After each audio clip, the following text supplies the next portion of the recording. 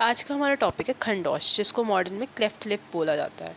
तो जो इसका श्लोक है, तत्र खंडौष्ठ इत्युक्तो वातेन ओष्ठो द्विधा कृत, अर्थात खंडौष्ठ वो होता है जिसमें वात जो होती है ओष्ठ को दो भागों में विभक्त कर दे, मतलब वायु के कारण ओष्ठ दो भागों में विभक्त हो जाए। इसकी चिकित्सा में लेखन करेंगे, सीवन करेंगे, सद्दु व्रण की तरह चिकित्सा करेंगे। अब कोई चीज़ अगर टूटी कटी फटी है तो उसको पहले क्या करेंगे, स्क्रैपिंग करके उसको उसकी जगह को ठीक किया गया, उसके बाद उसको सिल देंगे और फिर सद्दु व्रण, मतलब जैसे एक किसी व्रण की चिकित्सा की जाती है उसकी तरह चिकित्सा करेंगे।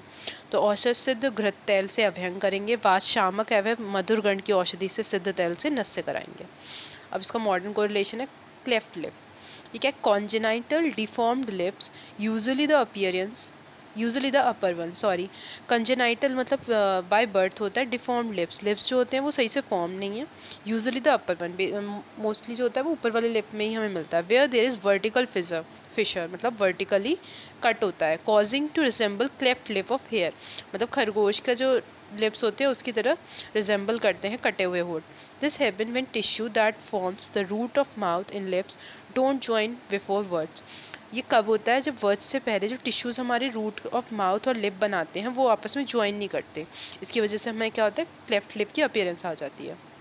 इसके जो टाइप्स हैं वो हैं unilateral, bilateral, complete, incomplete. Unilateral मतलब सिर्फ एक होठ है, बायलेटरल दोनों होठ है या दोनों तरफ है, और कंप्लीट मतलब up to the nasal cavity, मतलब अंदर तक पूरा कटा हुआ है। इनकम्प्लीट मतलब सिर्फ बाहर बाहर होठ कटा हुआ है हमारा। उसके बाद आती है एटिलॉजी। एटिलॉजी इसकी अननोन है एग्जैक्टली, बट क्या क्या हो सकता है, तो हमें पता है कॉन्जेनाइटल है तो मदर से रिलेटेड ही सारी चीज़ें होंगी।